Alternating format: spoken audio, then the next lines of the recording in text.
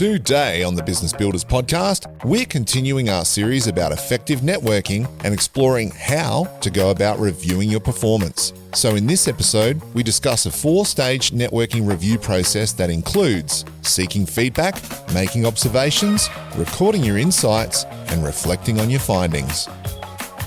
Well, welcome to the Business Builders podcast. We are your hosts. I am Brenton Gowland. And I'm Ron Tomlin.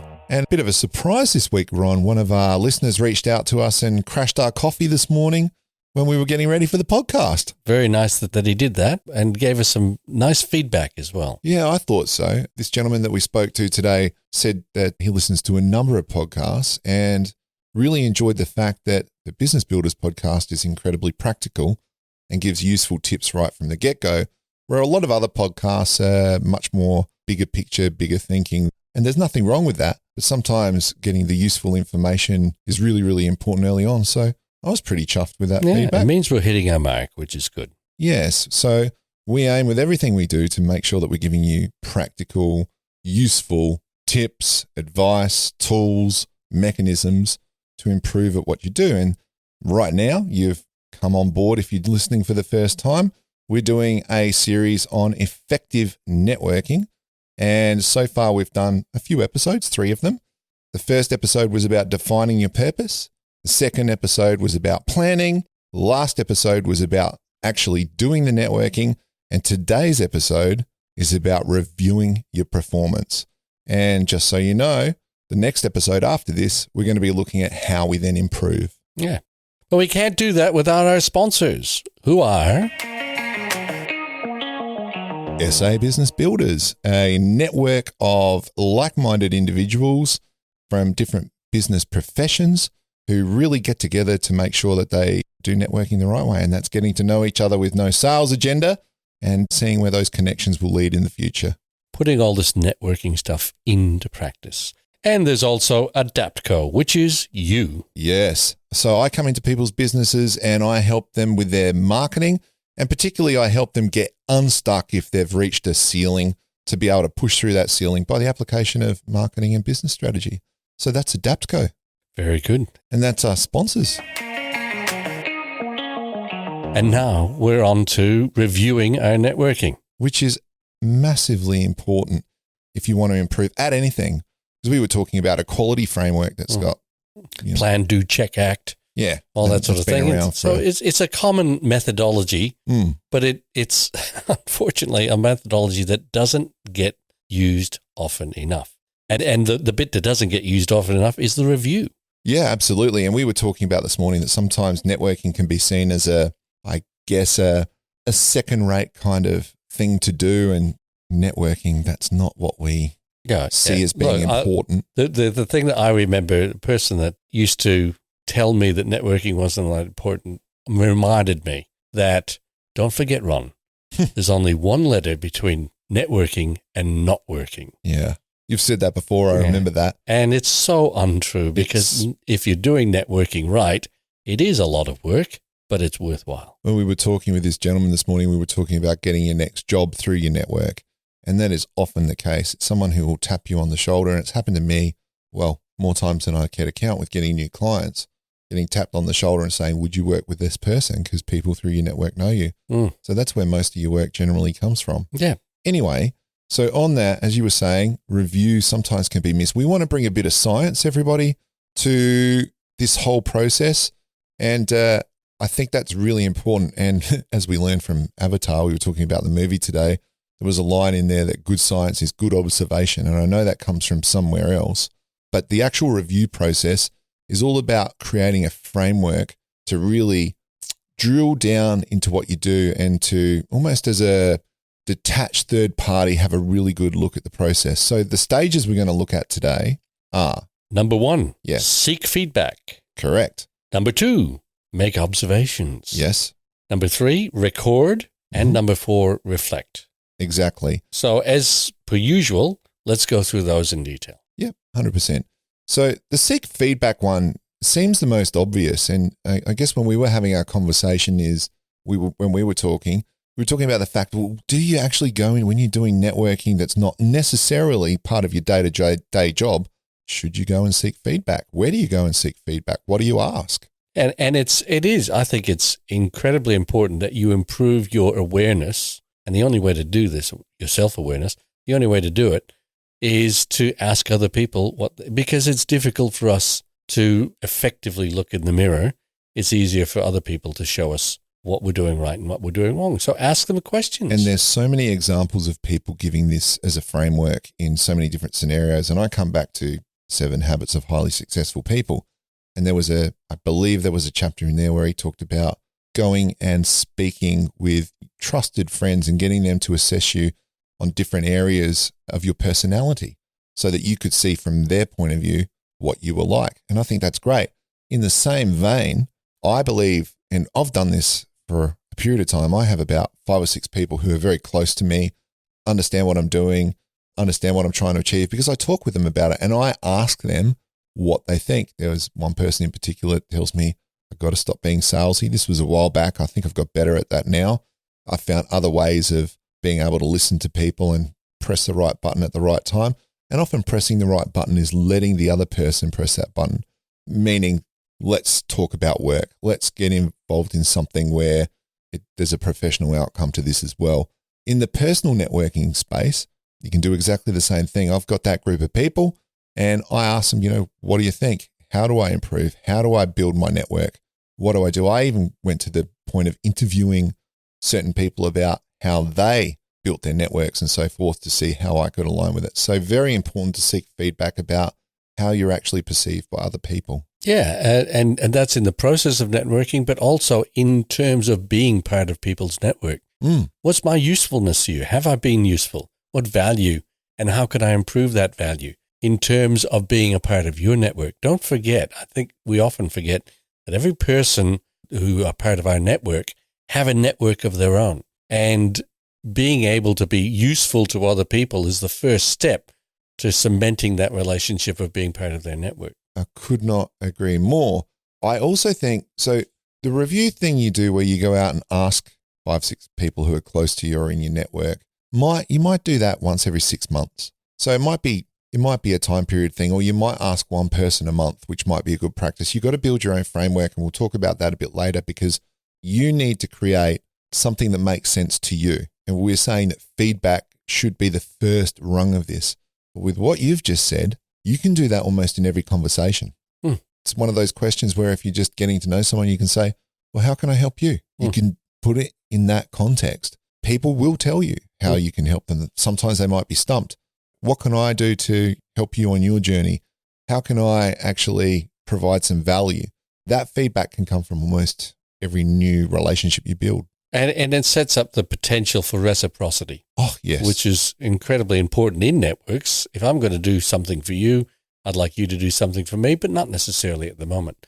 I think demonstrating usefulness to other people is the first step in building solid links in your network. We also, when we talked about this seeking feedback as being the first part of the review process, we also talked about how we can find out what new skills we need by actually, again, asking people what they see us as being good at and what we need to improve. Have you got any other thoughts on how you can find out what skills you need to improve? I think if you talk to people about, when I'm out talking to other people, what do you notice? And just little things like, do I say, people will often come back with, you use this term a lot.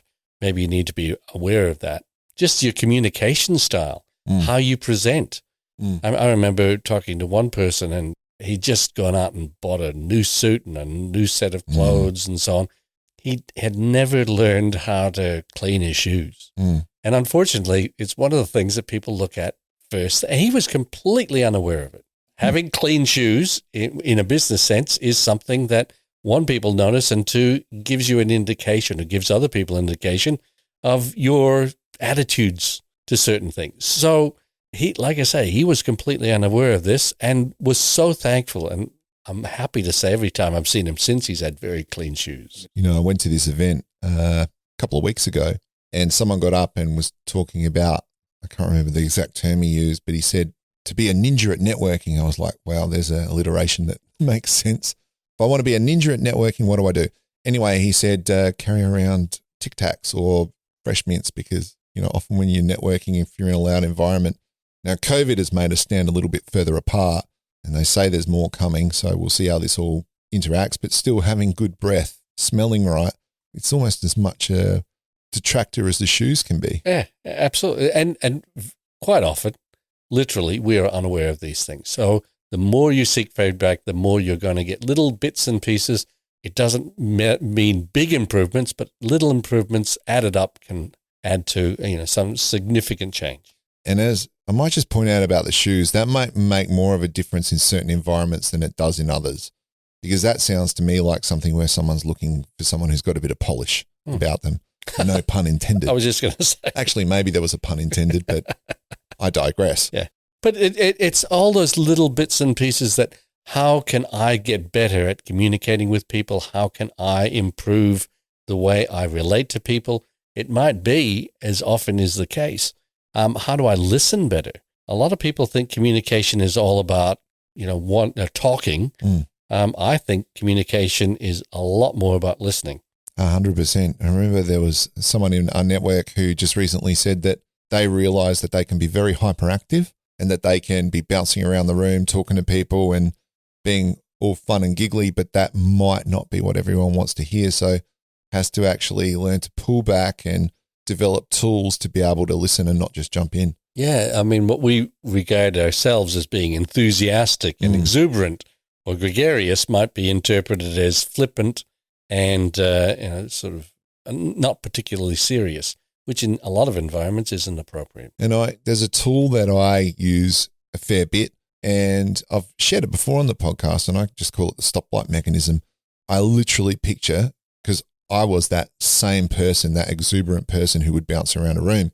So I would just picture a stoplight, red, amber, green. And while someone's talking, I would be on red the whole time. So that means don't say a word. Then when they stop talking, I would move to amber for at least 1 or 2 seconds. So I have taught myself over time not to jump in straight away, but to let a little bit of silence come into play. And then during that amber time, I decide, do I ask a question or do I make a comment? And then I go to green, and that's helped me a bunch. And it was someone else. It was someone in my network who shared that with me. Yeah. But you don't even think that you need, or probably didn't think that you needed to worry about that until someone pointed out maybe you're talking too much. Correct. Yeah.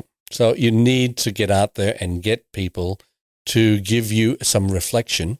And something about that, just a comment, often when people give feedback, and this is just a 101 thing, our backs can get up.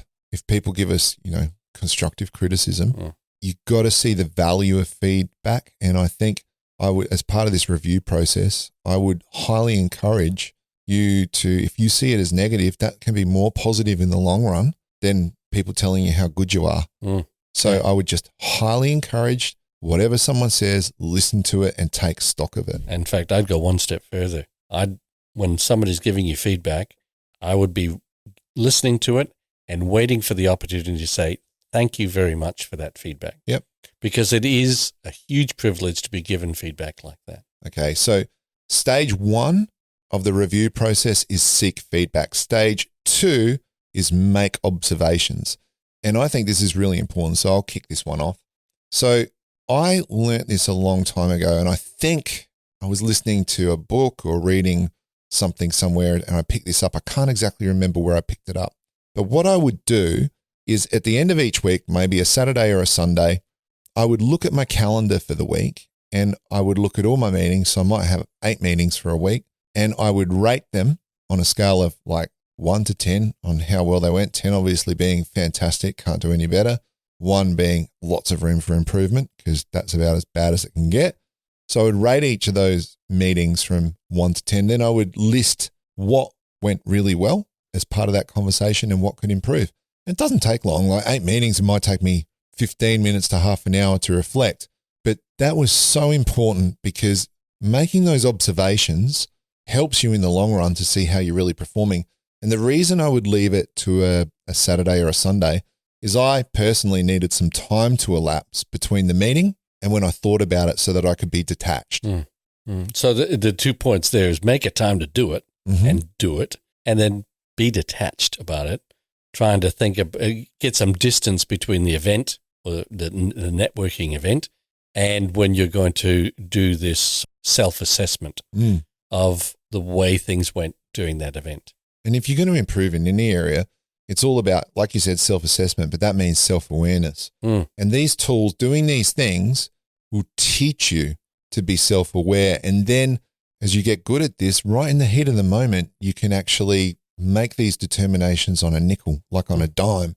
You can turn You're things sounding around. like a Yank when you say I know. things. As I was saying it, I realized, boy, I've been influenced by television, haven't I? Yes. But you're absolutely right. It is really important. And it's the basis of self-improvement. When somebody gives you feedback, you're now aware of it. You have to do some assessment about how you're going with the feedback that you've been given. So if you, for the sake of argument, you've been given feedback you talk too much, you can look at the meetings for the last week and say, was I getting better at keeping my mouth shut? Yes. Or do I really need to be aware of this? And one of those things is actually starting to be aware of what other people need. So when you seek feedback, often people will want to tell you more about their situation in the early days than they want to hear from you. They just want to be able to share it. They just want to be able to, problem shared is a problem halved. Is there some statement, something like that? Yeah, that's a truism, I think. A truism. I remember we talked about that last week. I love that terminology. Where did you say it came from? No, I'm not sure. No, you did. You gave me a name. It was an American president. Oh, Truman. no. The truism that I gave you was from Theodore Roosevelt. Theodore Roosevelt. Okay. See, I told you. I didn't know the term came from him. Oh, I don't think the term came from him. The truism that I was talking about is people don't care how much you know until they know how much you care. So once we've done some self-assessment, the next is to record the things that happened. And why is it important to record? Well, because then you can do some analysis. You can do some thinking about, well, what does this mean? What are the patterns that I'm seeing? So what actions did you take? What networking did you do? Who did I meet? It's great to put context in your diary. What do we talk about? What are the results of the networking that I did? Yeah. It doesn't have to be a complete compendium of all the things that happened, but it does. You will start to record the things that matter. And I think you said, put them in a spreadsheet, write them down on a piece of paper. If you're a more analog sort of person, it doesn't matter. Just have records of what happened so that you can look back, and that will help you with the next section, which is reflecting. But let me talk a little bit more firstly about the whole recording thing. So I think this is massively important. Right at the start, we spoke about good science is good observation. And yeah, I got that quote from Avatar, the movie that always stuck with me. It's actually, when you look at it, it's true because you record data. Once you've got the data, you can do something with it. And so if you want to bring some real science and some rigor to your improving your network and what it can deliver for you, because it can deliver so much for you, you need to record because good science is good observation. And that can be done in so many ways. Now, we talked about earlier that making observations, and I said that I did it once a week, but you got to find your own way and your own framework. For you, it might be you have to do it straight after the meeting, and that might be in a business sense. That makes more sense. You can just record what's happened in the meeting, and that's what we have CRMs for, or spreadsheets, or quick notes, or whatever your app is. I highly recommend CRM. Anyway, moving right along, you need to be able to record in a fashion that works for you. So if it's right after the meeting, maybe rather than reviewing on a Sunday, you review every night after dinner or just before bed or whatever, or you get up early in the morning and you think about the day before. This is how I rate this day yesterday. Now I'm going to go into this next day, whatever works for you. But recording those things is paramount to being able to do something with it later. And that, to your point, the next point is to reflect. Do you want to kick us off on that? Yeah. I mean, at the end of the day, all of this activity is fantastic, but it needs to result in something. And the reflection is your time to be able to look at the data that you've collected, be able to look at your observations, to be able to think about the feedback and ask yourself the questions of the data. What does this mean? What are the patterns that I'm seeing?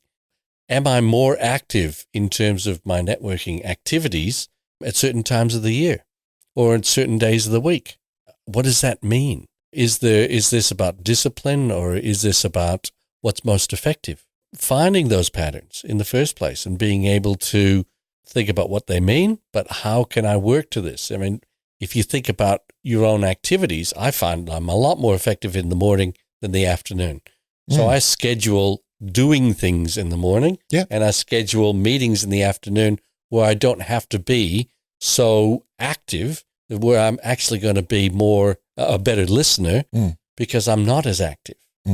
So understanding that only comes from looking at the data and observing it and reflecting on it. And I don't think we do enough reflection or give ourselves time. This doesn't have to be done daily or weekly, but it does have to be done at some stage. I'd say probably 4 times a year. You want to think about your reflecting on your networking. Now, part of the reason I think it might be difficult to do something with the data is putting it into a way that people can digest, right? And this is where if you want to turn this into a discipline, you need to either gamify it or put it into some sort of format where it makes good sense. And here's where we're going to give you some tips. Now, I think now if you're listening internationally, I'm about to talk about a guy named Malcolm Blight, who was the captain of Adelaide Crows, which is our local football team. He was the coach. I don't know anything about coach. football. Sorry, Bickley was the captain at the time. And it might have been Bickley that I heard this from, but they were talking about Malcolm Blight's method to help the team improve, and it was about getting them to self-assess. So I think it was Mark Bickley who was telling the story somewhere, but he was talking about the fact that Malcolm got him to rate, I think it was on a scale of 1 to 10, his performance in certain training exercises over time.